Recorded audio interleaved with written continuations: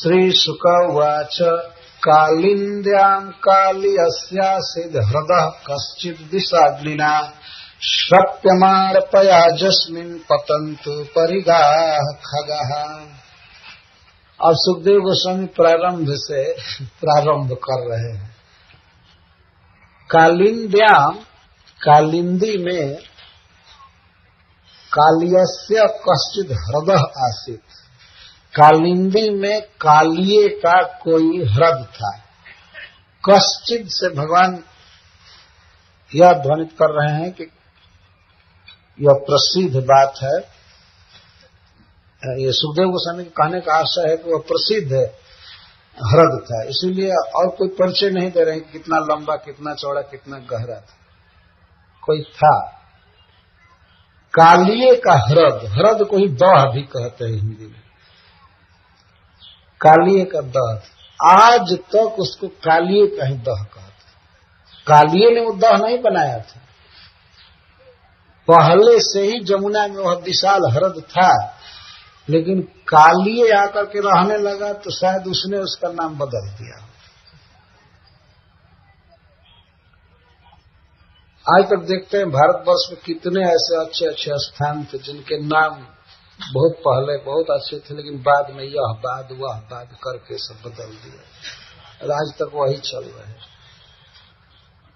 तो वृंदावन का वह हृदय कालिये के निवास करने के कारण कालिये हृदय कह दिया। आज भी कालीदह कहते हैं। कालीदह मतलब कालिये दह। वास्तव में भगवान की लीला उसके साथ इतनी मधुर हुई कि कालिये के नाम पर ही आज तक उस हृदय का नाम पड़ा। तो सुखदेव गोस्वामी भी कहते हैं कालियस्य हृदयासी, कालिये का हृदय था। तो कालिये के बाप का नहीं था। वास्तव में ये नहीं कहा जा रहा कृष्ण का हृदय था या जमुना का हृदय था, कालिये का हृदय था जमुना में। मतलब इसी नाम से उसकी प्रसिद्धि हुई। कालिंद्यम कालियस्य कश्चित् हृदय आसीत्, तो उस हृदय का परिचय दे रहे हैं। विषाग्निना सप्यमाण पया जिसमें पतंतो परिगा खगा। विषाग्निना, कालिये के विष की आग से उसका जल श्रप्यमाण था, पाचन हो रहा था, मतलब उबल रहा था पानी हमेशा। विष में आग है, विषाग्नि से वो खौल रहा था, उबल रहा था पानी। श्रप्यमाण पाया, सरोवर का हृदय का विशेषण बता रहे हैं, जिसका पय, जिसका पानी श्रप्यमाण खौलता रहता था। कितनी विषाग्नि थी उसमें। कोई जरूरी नहीं है कि सब जगह आग लगाया जाए, ईंधन जुटा करके तभी आग पैदा हो सकती है। इसमें तो गैस भी जला देते हैं तो आग पैदा हो जाती है। भोजन सब बन रहा है तो पहले से पता नहीं रहता ईंधन का और विष। इस तरह से वास्तव में कालिये के फणों से जो विष निकलता था तो भीतर से वो आग के रूप में नहीं रहता था। विष निकलता था तो बाहर आकर के उसकी लौ निकलने लगती थी, उसमें ज्वाला निकलने लगती थी। ऐसा था।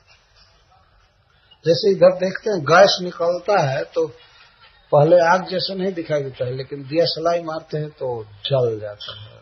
इस तरह से उसके मुख से विष निकल रहे थे। और 101 प्रधान फण थे उसके, 101 बर्नर जलता था दह में। तो क्यों नहीं पानी खौल जाए। तो भयंकर विष था, इसलिए पानी खौलता रहता था। और पानी के कारण जो उष्ण हवा निकलती थी छू करके तो पतंती ऊपरिगाह खगा, इतनी आंच निकलती थी कि ऊपरिगाह खगा, ऊपर उड़ने वाले पक्षी भी झुलस कर गिर जाते थे जमुना में। और फिर पानी से जो सटते होंगे उनकी क्या दशा होती है। ऊपरिगाह खगा, जो ऊपर गमन करने वाले, जल से बहुत ऊपर उड़ने वाले झुलस कर मर जाते थे, तो और की क्या बात। तो कालिये के विष के प्रभाव का वर्णन कर रहे हैं। ऐसा व्रत था। तो क्या पूरा ह्रद का पानी ही खौलता रहता था? हाँ, पूरा पानी गर्म था तब, लेकिन खास जहां पर उसके मुख थे वहां पर पानी का स्तर ऊंचा उठ उठ करके उबलता दिखाई पड़ता था, और उस दह के ऊपर कहीं भी कोई पक्षी उड़ता था झुलस कर गिर जाता था। कितना मीटर ऊपर तक गिरता होगा विचार करना चाहिए। बहुत ज्यादा ऊपर तो उड़ जाते होंगे, वहां प्रभाव नहीं जाता होगा, लेकिन कुछ सीमा तक उड़ने वाले पक्षी उसमें गिर जाते थे। विप्रुस्मता दिशो दौर्मी मारुतेना विमर्शिता म्रियंते तीरगा जस्य प्राणिन स्थिर जंगमा। और तो वो विषैला जल कितना घातक होगा, उस विषैले जल को छूकर चलने वाले वायु के मारकत्व का वर्णन कर रहे हैं। विप्रुस्मता, विप्रुस कहते कणिका को, उस जल की छोटी छोटी फुही को, कणिका को लेकर के चलने वाला वायु जब पड़ता था वृंदावन में आसपास, तो उस मारुत से अभिमर्शिता आलिंगित होकर के स्पर्श होने से म्रियंते तीरगा जैसे, जैसे तीरगा म्रियंत, ऊपरिगा म्रियंते तीरगा म्रियंत। ऊपर गमन करने वाले तो झुलस कर गिर ही जाते थे, तीर पर भी जो थे, ग का अर्थ स्थिति या चलने वाले, स्थिर जंगमान, जो स्थिर वृक्ष आदि थे वे सब जल गए थे, कोई नहीं वृक्ष बचा था निकट तट पर। और जंगमा, जो अकस्मात भूल करके चले जाते थे वहां, जैसे हरिण, गाय या कोई, म्रियंत। ऐसा नहीं कह रहे हैं कि वे बेहोश हो जाते थे, उपचार करने के बाद बच सकते थे, नहीं, म्रियंत, मर जाते थे। इतनी घातक हवा थी उस जल का स्पर्श करके बहने वाली हवा। तो वह जल अपने आप में कितना मारक होगा, कितना प्रचंड उसका वेग होगा, ये समझ लेना चाहिए। प्राणी ने स्थिर जंगमा, स्थिर कहते हैं वृक्षों को, और जंगम का अर्थ चलने वाले, सब मर जाते थे। परिगा ऊर्ध्वम गच्छन्त खगा इति तत्रापि दूरगा इत्यभिप्रेत। उपरिगा विप्रुस्मता इति श्रप्यमाण पयस्त था सदा जवेन तत्फानम उज्ज्वलना तिथि भाव। क्यों, जैसे मैं पहले अर्थ किया, वो चक्रवर्ती, वो सनातन गोस्वामी पाद जी के अनुसार किया। सनातन गोस्वामी पाद जी कहते हैं कि उसके सभी फाड़ विष उगलते थे, और विष ऊपर उठता था तो जलता रहता था। ज्वाला निकलती थी पानी के भीतर, तो पानी क्यों नहीं ऊपर उठेगा? तो ऐसे विष युक्त कणिकाओं, विष युक्त जल की कणिकाओं को लेकर वायु चलता था तो मर जाता था। दीर्घम योजन विस्तारम दुष्तरम त्रिदशरपी, वह 1 योजन विस्तार वाला बहुत गहरा ह्रद था, और देवता भी उसमें नहीं प्रवेश कर सकते थे, इतना दुस्तर था। त्रिदशरपी दुस्तरम गंभीरम अक्षोभ्य जलम निष्कंपमिव सागरम। उसको अगर सागर कहा जाए तो अभी गलत नहीं है, हरिवंश पुराण में लिखा गया है। लेकिन कालिये नाग के उस भयंकर ह्रद में भगवान कूद रहे हैं, इसका वर्णन अब चालू करते हैं। तम चंडवेग विषवीर्जमवेक्षतेना दुष्टां नदीं च खल संयमनावतारः कृष्णः कदम्बमधिरुह्य ततोऽति तुंगम् आस्फोट्य गाढरसनोऽन्यपतद्विशोदे।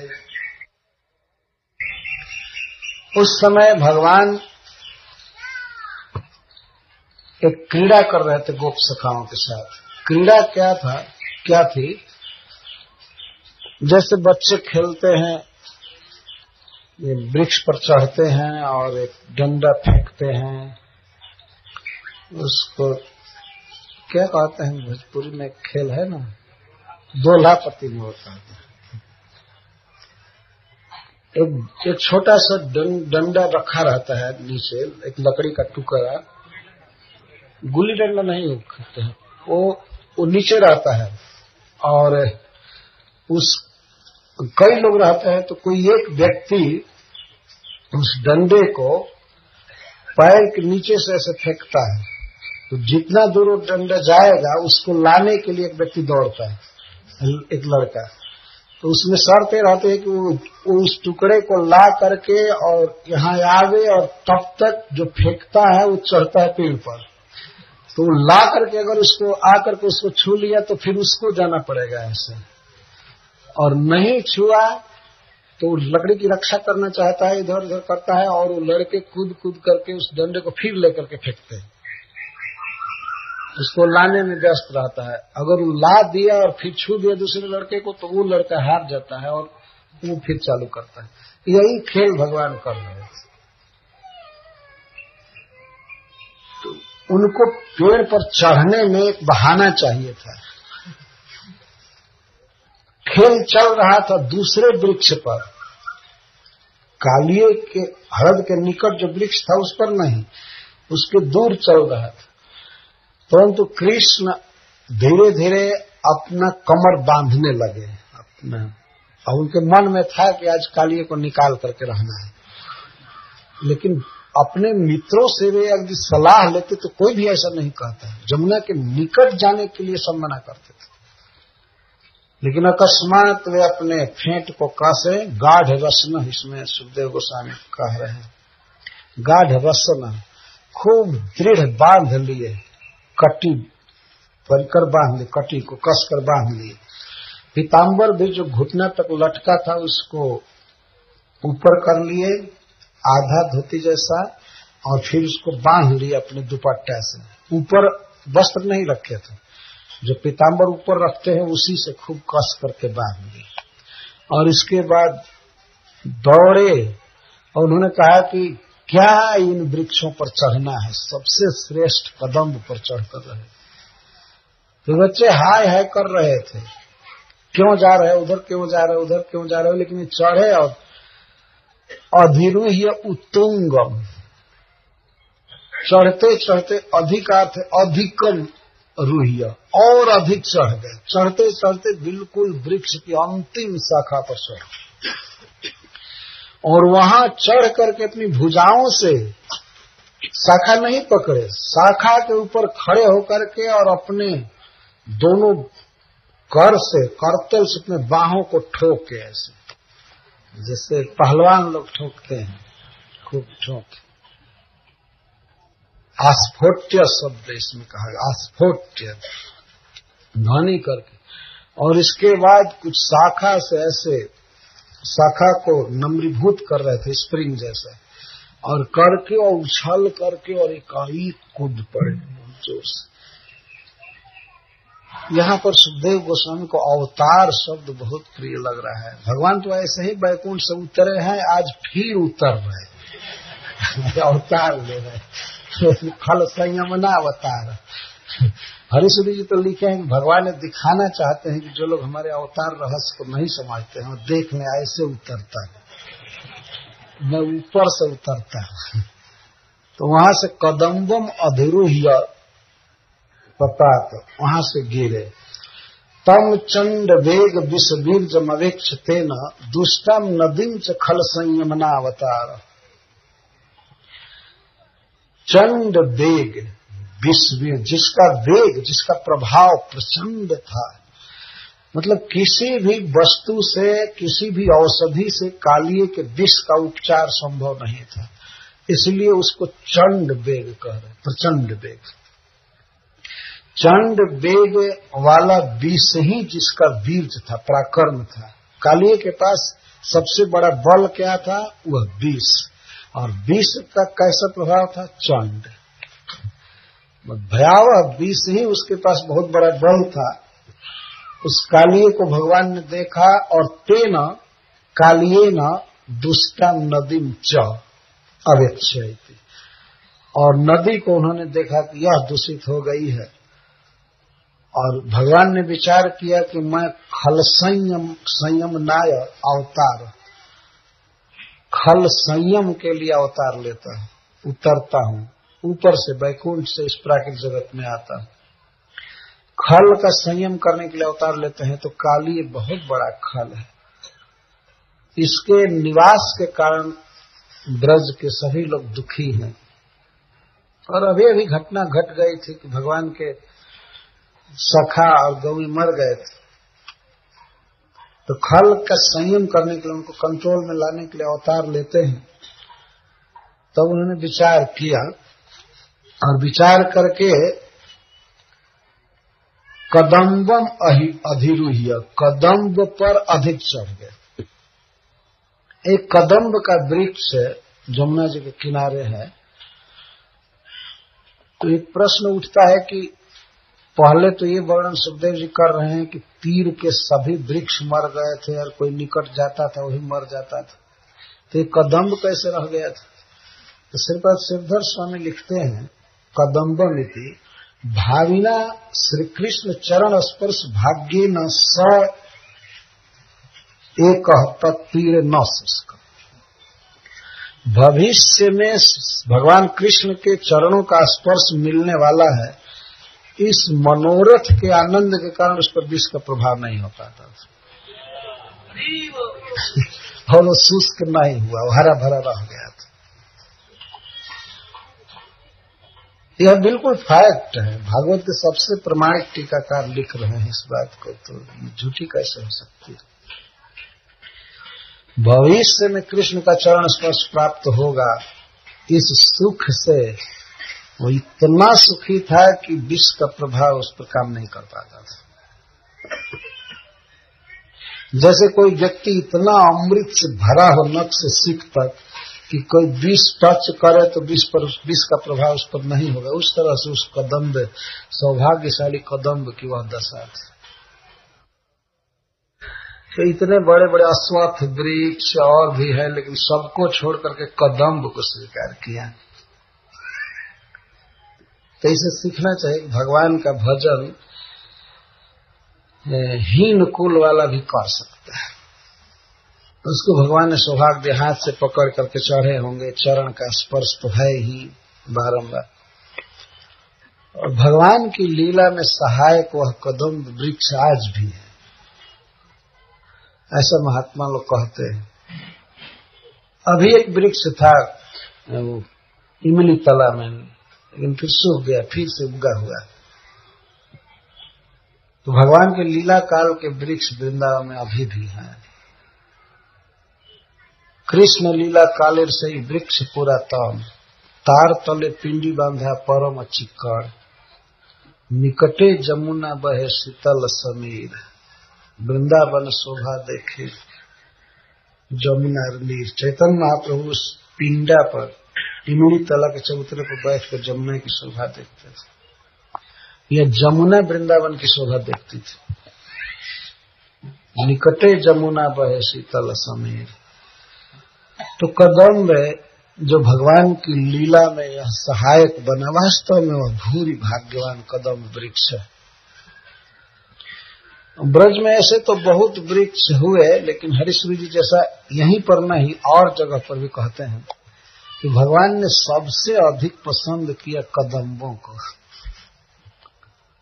सिर चुराई कदम चढ़ी बैठ, या कदम बिटप के निकट तटनी के आए, अटा चढ़ी चाही पीत पट फहराने।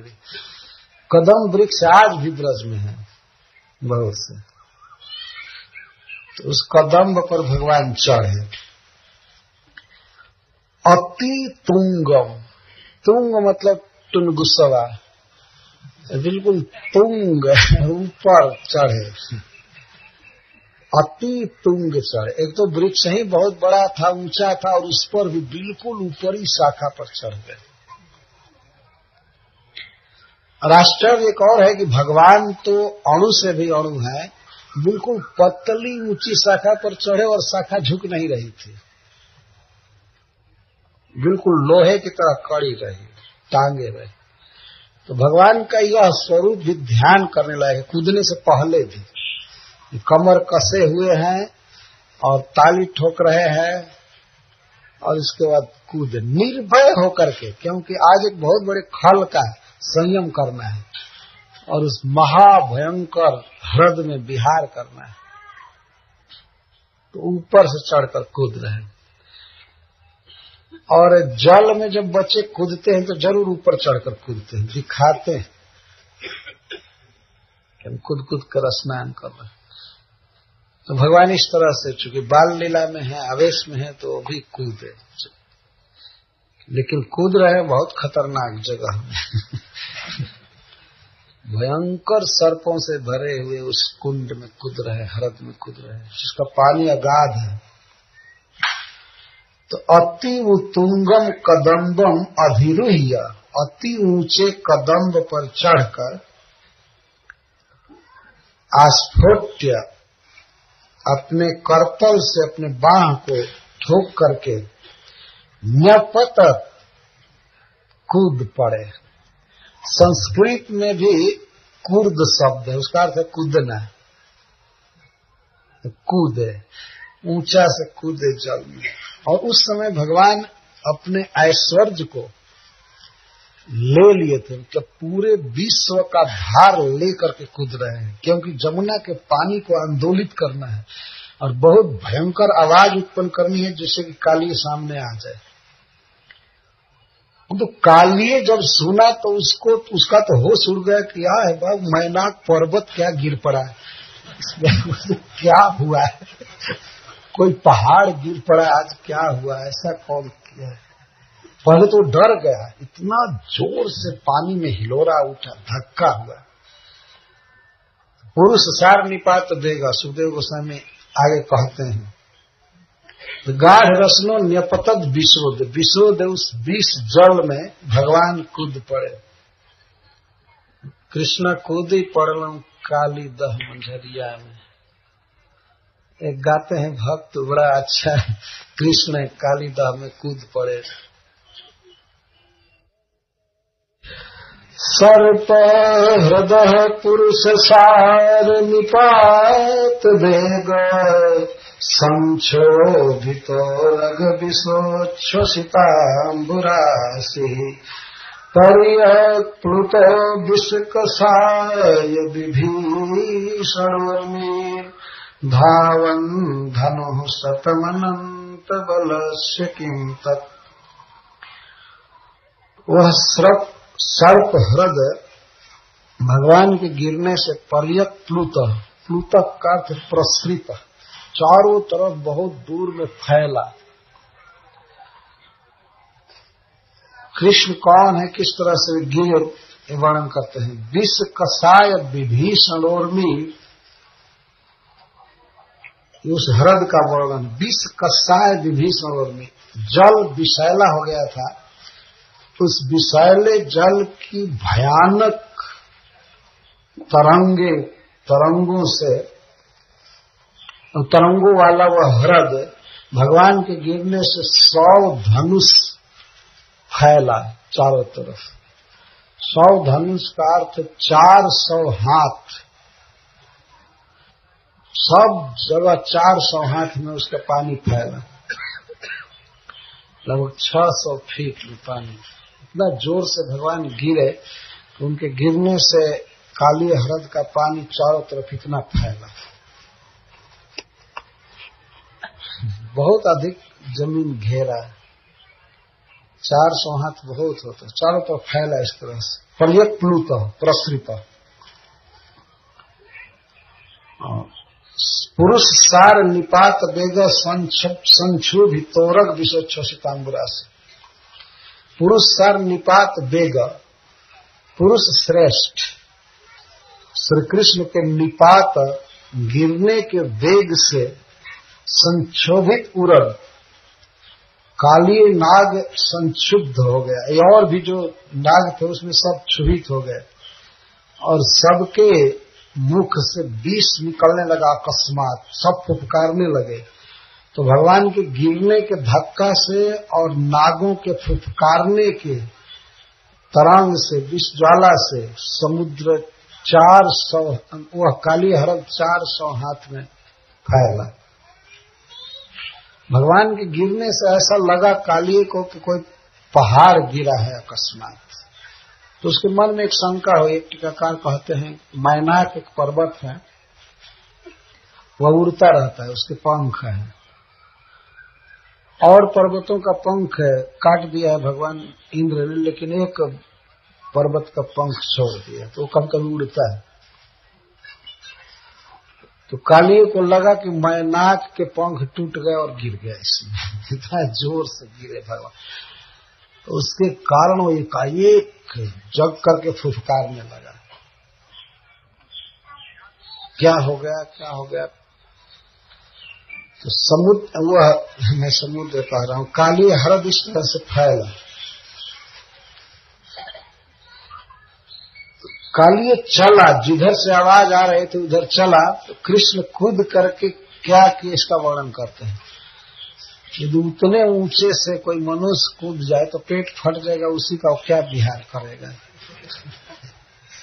लेकिन भगवान उतना ऊंचा से कूदे और इसके बाद सुख से लगे विहार करने, जल संतरण करने लगे। और जल के लिए हाथ से खूब तब तब बजाना, तैरना, तैरने से पैरों से जल हटा रहे थे, हाथ से हटा रहे थे, खूब खेल रहे थे उसमें।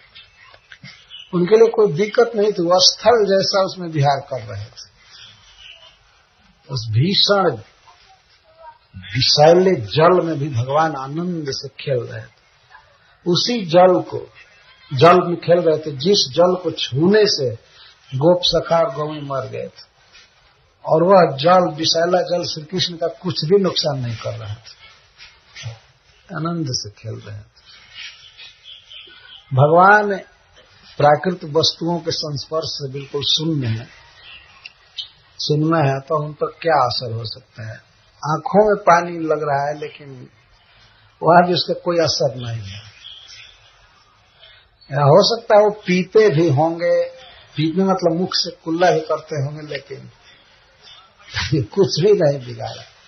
और तो और जैसा सूरदास जी ने लिखा है और भागवत से स्पष्ट लगता है कि भगवान का कोई श्रृंगार नहीं बिगड़ा है।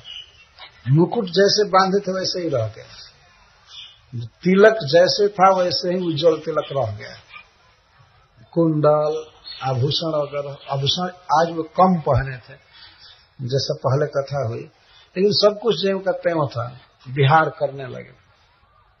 इस तरह से जल में खेलने लगे, विहार करने लगे, संतरण और जलकेली करने लगे। तो इसके पीछे भगवान का आशय था कि कालिए और क्रुद्ध हो मेरी निर्भयता देखकर। अभी भी भगवान उसको दंड नहीं देते।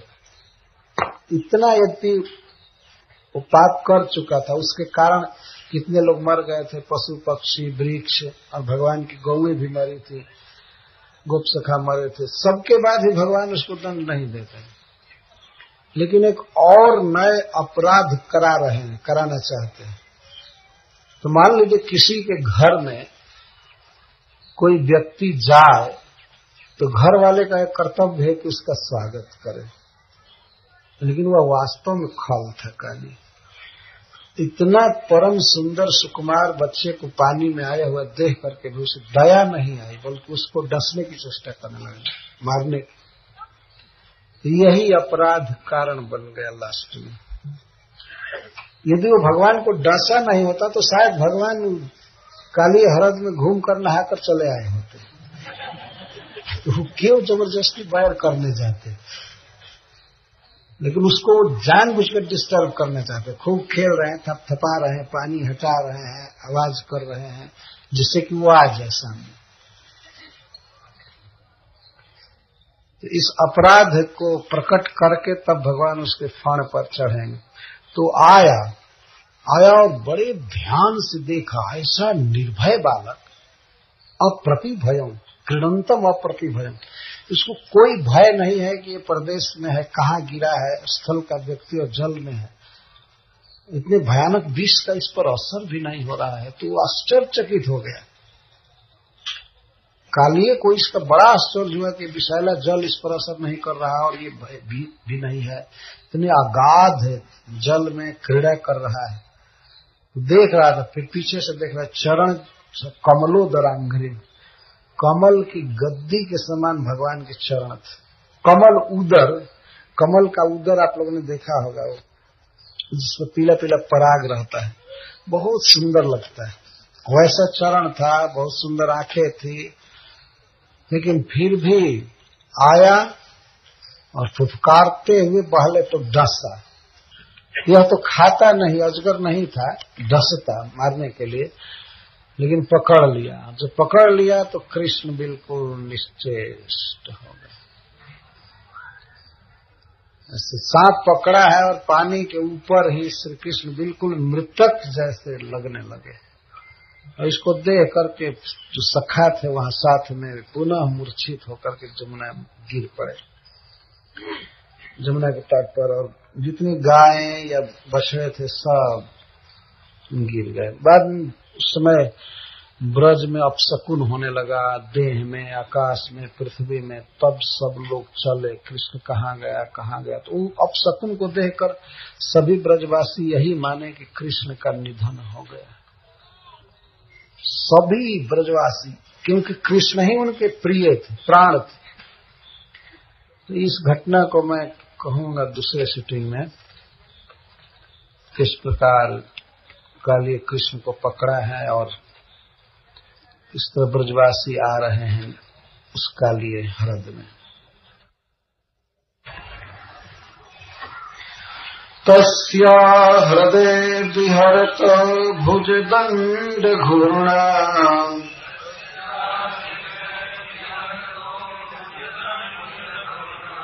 वार्घोषमांग बर्वारण विक्रमस्य,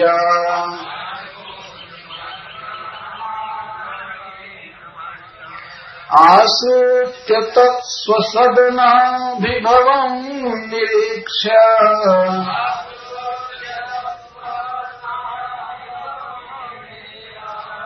चक्षुश्रवासमसर तदमृश्यमानः,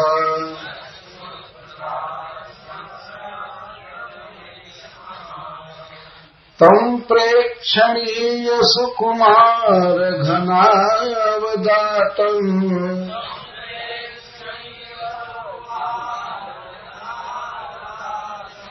श्रीवत्स पीतवसनं स्मित सुंदरास्यम्,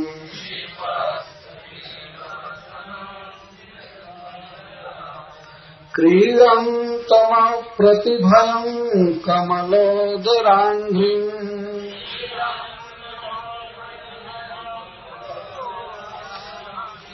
सन्दास्यमर्मसुरुषा भुजया चचाद,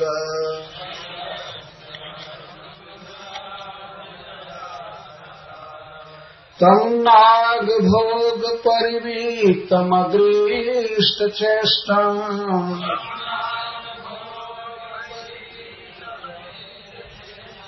आलोक्य तत्प्रिय सखा पशुपाभृशार्तः,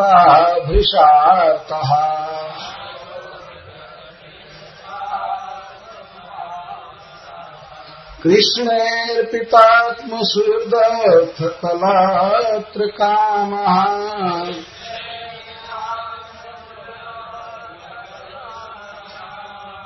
दुःखानुशोक भयमूढ धियो निपेतुः,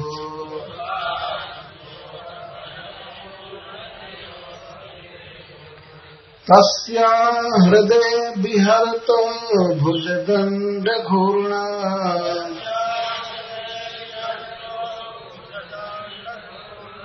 वार्घोषमंग बर्वारण विक्रमस्य,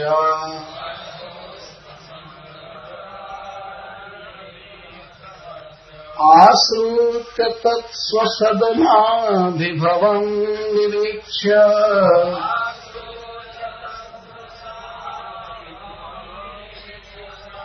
चक्षुश्रवासमसर तदमृश्यमानः,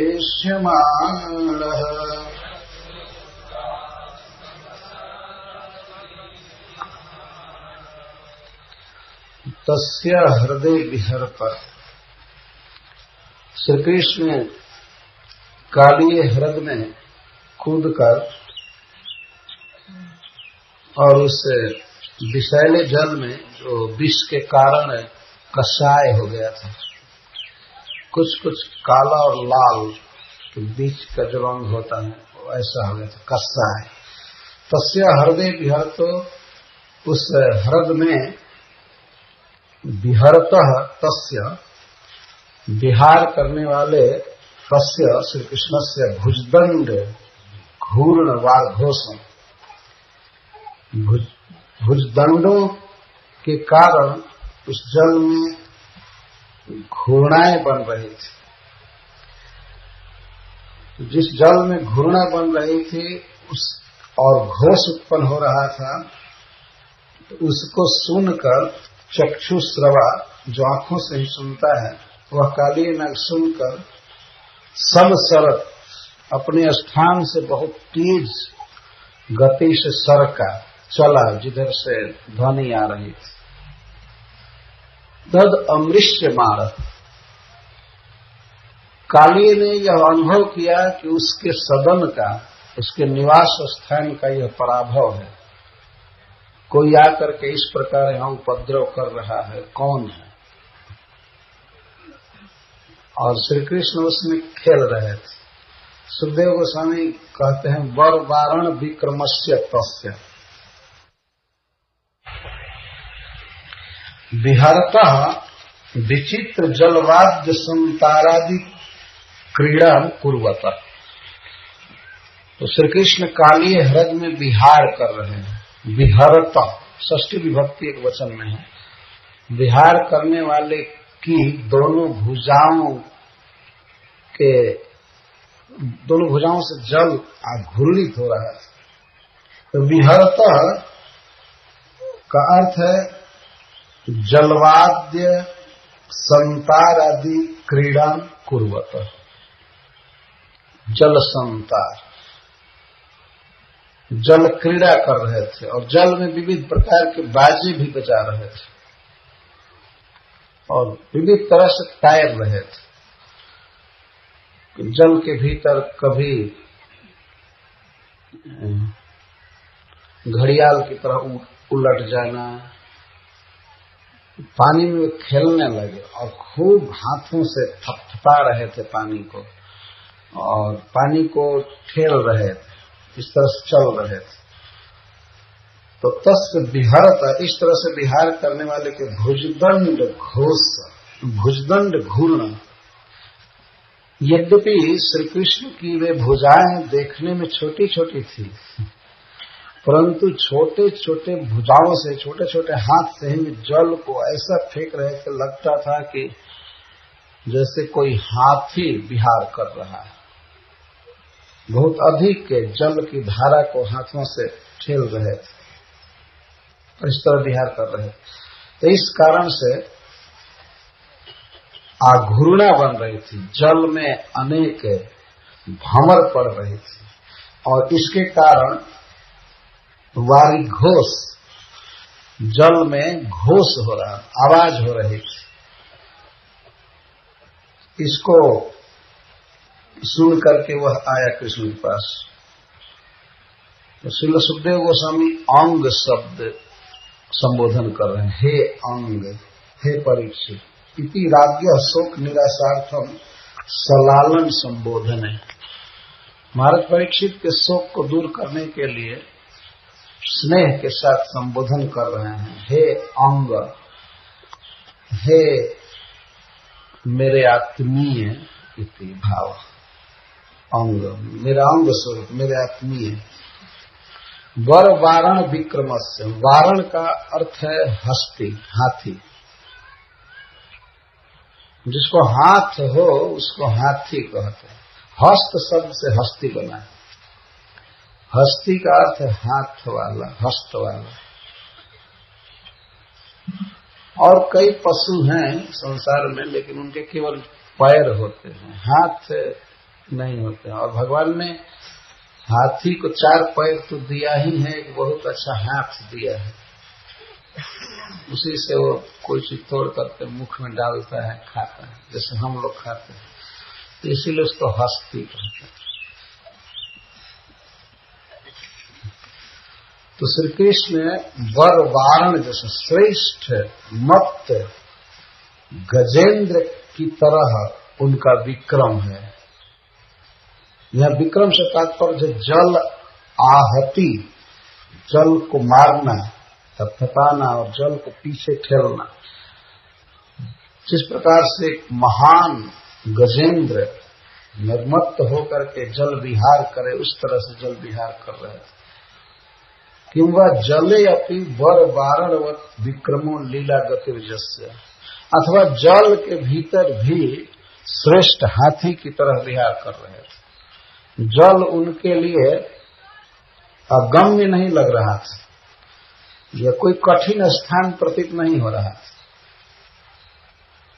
तो गजेंद्र की तरह विहार कर रहे थे। यद्वा अंगे कस्मिश्चित अपि वर वारण ऐरावता गति विक्रम शक्ति विशेष जस्य, या अंग को वर वारण के साथ जोड़ेंगे श्रेष्ठ हाथी, तो उसका अर्थ है कि अंग में भी अपने श्री पादाब्ज के एक कनिष्ठा अंगुली में भी ऐरावत से भी अधिक विक्रम था भगवान का। अंग वारण विक्रम से कई अंग हैं, जैसे पिछले चरण कमल का ध्यान कर रहे हैं सुखदेव गोस्वामी, क्योंकि भगवान हाथ तो पीट ही रहे हैं, पैर भी पीट रहे हैं। तो पैर के एक छोटी सी अंगुली में भी बरबारण से, श्रेष्ठ हाथी से अर्थात ऐरावत से भी अधिक विक्रम है, शक्ति विशेष। तो वे भगवान जल को पीट रहे थे। बाहर से देखने में तो बड़े छोटे छोटे हाथ पैर थे, लेकिन बहुत दूर में जल को ठेल रहे थे। एक योजन में वह ह्रद था, लेकिन भगवान के कूदने से और जल संतार से पूरा आंदोलित हो गया। इसलिए कालिए उसको सहन नहीं कर पाए। उसने क्या माना? आश्रुत तत्स्व सदना विभवम, अपने सदन का अभिभव महसूस कर रहा है, अनुभव कर रहा है। हमारे घर का अपमान किया जा रहा है, हमारा तिरस्कार किया जा रहा है। कौन आकर के इस तरह से हमारे घर को डिस्टर्ब कर रहा है, वही सोचने लगा। पहले निष्कंप था वह सरोवर, कोई ऐसा साहस नहीं किया था। तो ऊपर कोई उड़ता था वही मर जाता था, तीर वाले सब मर जाते थे। भीतर पानी पीने का भी साहस कोई आज तक नहीं किया था। और यह कौन है, कोई हाथी है क्या है, आकर के और विक्रम करने लगा। गति विशेष, लास्य विशेष, क्रीड़ा विशेष करने लगा। तो इसको वह सह नहीं सका, अमृष्यमाण, मृषण काल से सहना, अमृष्यमाण नहीं सह सका और समसरत चला वेग से। समसरत का अर्थ सम्यक रूप से सरका, चला जोर से। पानी में उसके लिए चलना और आसान बात। तो चक्षु श्रवा, वो आंख से सुनते, सांप आंख से ही सुनते हैं, उनको भगवान अलग से कान नहीं दिए हैं, आंख से सुन लेते हैं। आंख में ही श्रवण की वृत्ति फिट किए होंगे। जैसे टेप रिकॉर्डर में, कंप्यूटर में कई फंक्शन होते हैं, वैसे भगवान तो कुछ भी कर सकते हैं। तो सांपों को बनाया है चक्षु श्रवा कहे जाते, आंख से सुनते। तो सुना और चला, आकर के देखा। तम प्रेक्षणीय सुकुमार घनावदातम श्रीवत्स पीत वसनं स्मित सुंदरास्यं क्रीडन्तमा प्रतिभयं कमलोदरांग्रिं संदस्य मर्मसुरसा भुजया चचाद। कालिए आकर भगवान कृष्ण को देखा, वर्णन कर रहे हैं, परंतु तादृशेपि दुष्टे असौ, तादृशेपि दुष्टो असौ तथा चेष्टता इति काल्यस्य महापराधम दर्शन भाव विशेषण अनुशोचन विषय। ऐसे सुंदर बालक के प्रति भी यह दुष्ट इस प्रकार की चेष्टा किया कालिए, तो कालिए के महा अपराध को दिखाते हुए एक विशेष भाव से सुखदेव गोस्वामी शोक करते हुए भगवान के रूप का वर्णन करते हैं। तम प्रेक्षणीयम, श्री कृष्ण कैसे हैं? प्रेक्षणीय सुकुमार घनावदातम, प्रेक्षणीयश्च सुकुमारश्च घनवत उज्ज्वलश्च तम। श्री कृष्ण कैसे हैं? उनका सर्वांग सुंदर शरीर कैसा? प्रेक्षणीय, प्रीक्षणीय, दर्शनीय, देखने योग्य। इसका अर्थ है अति सुंदर। इस प्रेक्षणीय शब्द में सुंदरता का वर्णन है। प्रकर्षण ईक्षणीय, दर्शनीय, और सुकुमारश्च, सुकुमार, सुकुमार, कुमार शब्द है। सुकुमार का अर्थ अति कोमल, अति कोमल शरीर, कड़ा नहीं, सुंदर। उसमें स्पर्श का वर्णन कर रहे हैं। बहुत सुंदर और बहुत सुकुमार और घनवत उज्ज्वलश्च, घनावदातम। अवदात का अर्थ होता है चमक, आभा। घन के समान, सांवले बादल के समान उज्ज्वल शरीर, कांति। तो पहले में सौंदर्य का वर्णन है और बीच में सुकुमारता और अंत में कांति।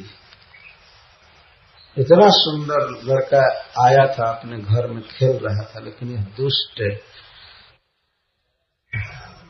उस पर भी उसको दया नहीं आई। देखा, और यह भी देख रहा है क्रीडंतम,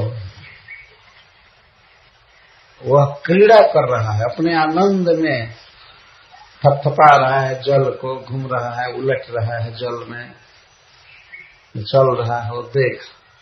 लेकिन अप्रतिभय, मुझे अभी देखा कि अप्रतिभय है, इसको कोई भय नहीं।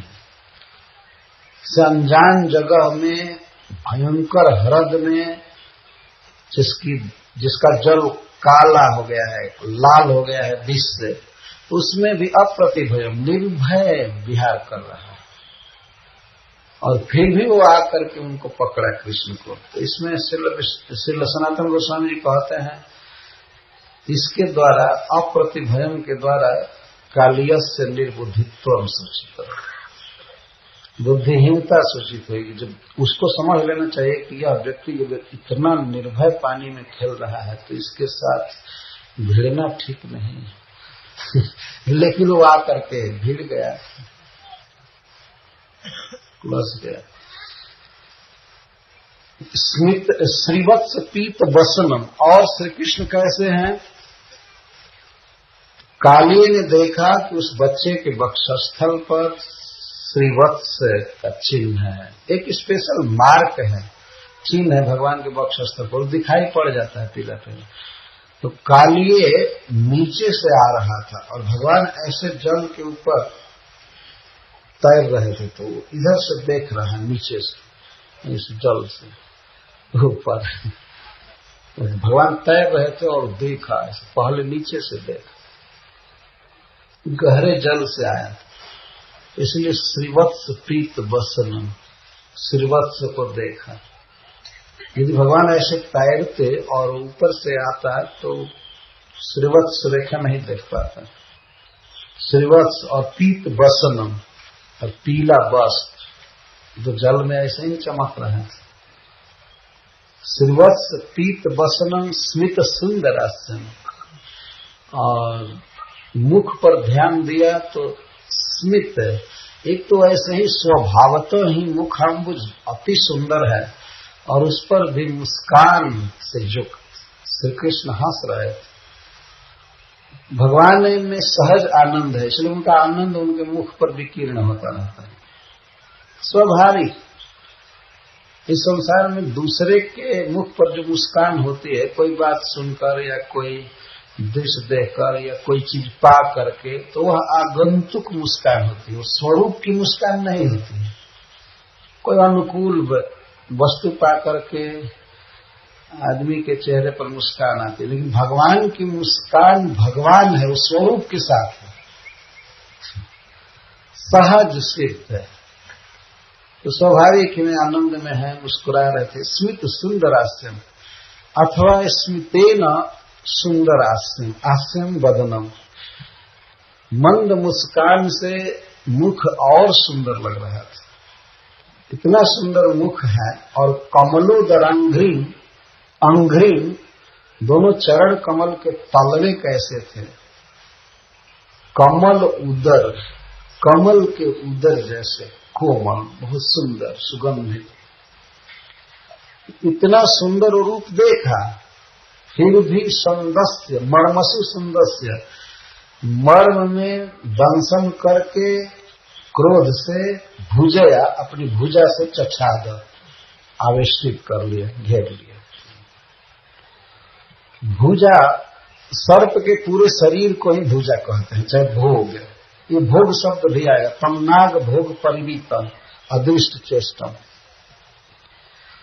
इसको भोग कहते हैं। बहुत प्रसिद्ध शब्द है, सर्प के शरीर को भोग संस्कृत में कहा जाता है, और उसके शरीर को ही भुजा भी कहते हैं। अच्छा, अलग से हम लोग जैसे कोई भुजा उसकी नहीं होती, लेकिन अपने शरीर से ही वो चलता है। पेट में भीतर पूंछ से लेकर गर्दन तक कोई चीज भगवान बनाए हैं, उसी से वो सरकता रहता है, चलता रहता है। तो भुजग कहते हैं उसको, भुजा से जो गमन कर। तो भुजया चछाद मतलब संपूर्ण देह से श्री कृष्ण को आवेष्टित कर दिया। तत्वतः तो मर्मसु दंसनम, वास्तविक बात यह है कि कालिए भगवान को डसा नहीं। ये तो लोक रीति से कथा सौंदर्य के लिए बात कही जाती है, लेकिन वो आया मर्म स्थानों में वो चुंबन मात्र किया। श्रीपाद सनातन गोस्वामी जी कहते हैं, डसा नहीं। इसी से तो कालिए पर भगवान ने कृपा की आगे चल करके, ये बात प्रकट। आया, पकड़ लिया। एक तो तत्तद अंग चुंबन सौष्ठवम भोगेन आच्छादन आच्छादनम च सर्वांग निबीड आलिंगनम इति, और आकर के भगवान कृष्ण के सर्वांग शरीर को अपने सर्वांग से आवेष्टित कर दिया। तो भगवान के जो श्रीअंग देवताओं के ध्यान में भी नहीं आ पाते हैं, वही सब अंग कालिए के अंग से बिल्कुल सटे हुए, और भगवान भी मानो निश्चेष्ट हो गए। वह भी एक प्रकार से आनंद दे रहे थे कालिए को। जब वो लपेट लिया तो कृष्ण निश्चेष्ट हो गए। तो कोई हाथ पैर पीट रहे थे, न छूटने का प्रयास कर रहे थे, पड़े हुए। हमारे आचार्यगण लिखते हैं कि श्री कृष्ण भी किसी प्रेमी के प्रेम का आलिंगन कैसे छोड़ दें, स्वीकार करते हैं। और यदि यह अर्थ किया जाए कि मर्म में वो डस दिया, तो ऐसा ठीक नहीं है। इस प्रकार है कि व्यक्ति पर भगवान ऐसी कृपा करेंगे संभव नहीं है। अथवा सनातन गोस्वामी जी बिल्कुल अनुकूल भाव से व्यक्त कर रहे हैं कि रुषा तत्वतस्तु प्रेमणा वही थी, जतः प्रेक्षणीय इत्यादि, क्योंकि शब्द बता रहा है कि प्रेक्षणीय, सुकुमार, घनवत उज्ज्वल, स्मित सुंदरास्यम, पीत वसनम, तो उसको क्रोध कहां से आएगा? अगर देखा होता कि भयंकर है, सर्पराज की तरह या बड़े हाथी की तरह, पहाड़ की तरह, जैसे विराट रूप में दिखाई पड़ते हैं। कंस के सभा में, रंगशाला में जब भगवान गए तो जो लोग जिस भाव के थे उनको कृष्ण वैसे दिखाई दे रहे थे, तो कालिये को क्यों सुंदर दिखाई दे रहे हैं? एक विचारणीय बात है।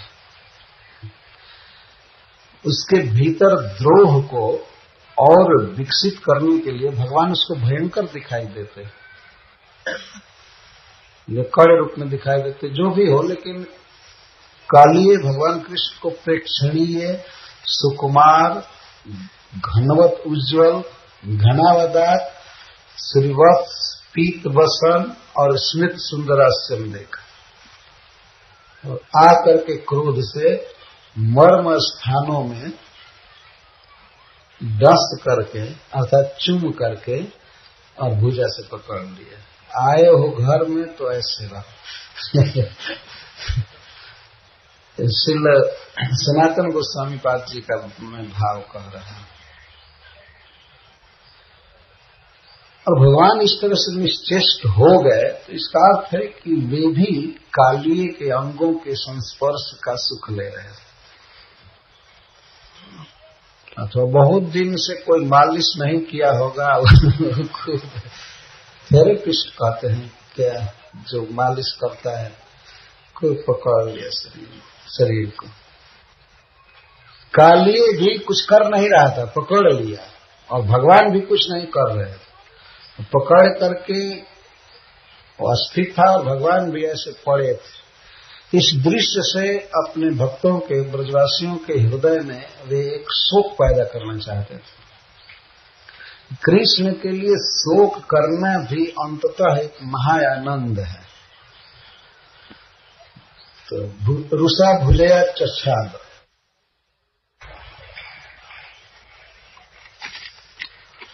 तम नाग भोग परिवीतम दृष्ट चेष्टम आलोक्य तत्प्रिय सखा पशुपा भृषार्तः कृष्णेर्पितात्म सुहृदर्थ कलत्र कामः दुःखानुशोक भयमूढ़ धियो निपेतुः सह प्रियो जेषां ते तत्प्रिया तत्सखायश्चेति भाव। जब श्री कृष्ण को पशुपा गोपों ने देखा सांप से आवेष्टित, तम नाग भोग परिवीतम, नाग भोग, नागस्य भोगेन शरीरेण परिवीतम, चारों ओर से लपेटा हुआ कृष्ण को देखा, और अदृष्ट चेष्टम, कोई चेष्टा नहीं, कोई चेतना नहीं, कोई क्रिया नहीं थी कृष्ण में।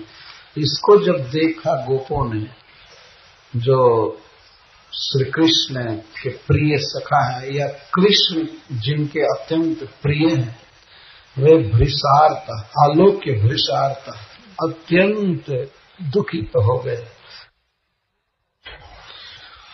और कृष्ण अर्पितात्म सुहृदर्थ कलत्र कामा, गोपों की विशेषता बता रहे हैं सुखदेव गोस्वामी।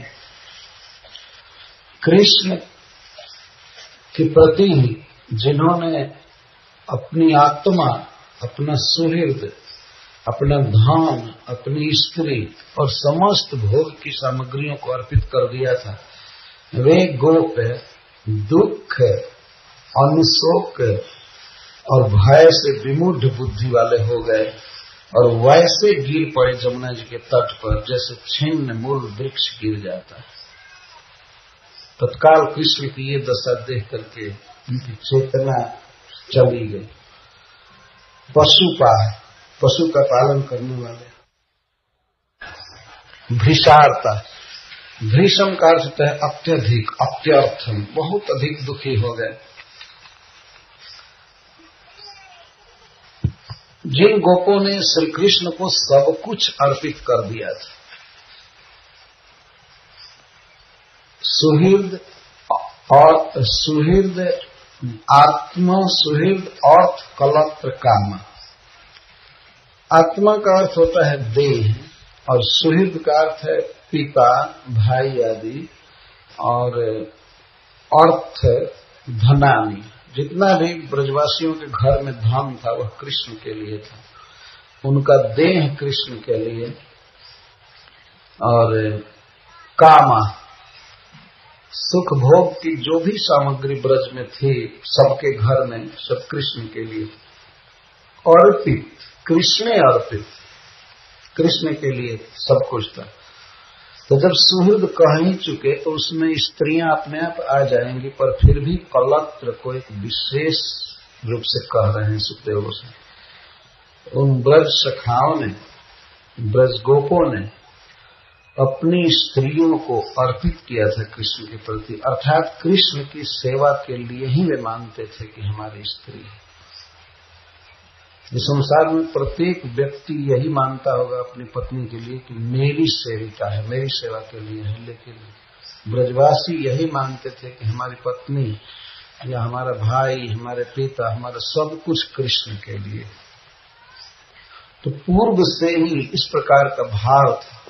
तो ऐसे कृष्ण को इस विपत्ति ने देखकर इतना अधिक दुख हुआ कि उस दुख के कारण अनुशोचन, बारंबार शोक में डूब गए, भय हो गया, और इस कारण से बुद्धि मूढ़ हो गई, मतलब निश्चेतन हो गए, विवेक नष्ट हो गया और वो गिर पड़े।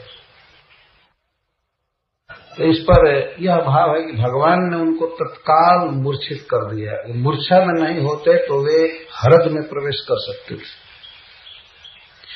वे देह में घुस सकते थे, और उस तरह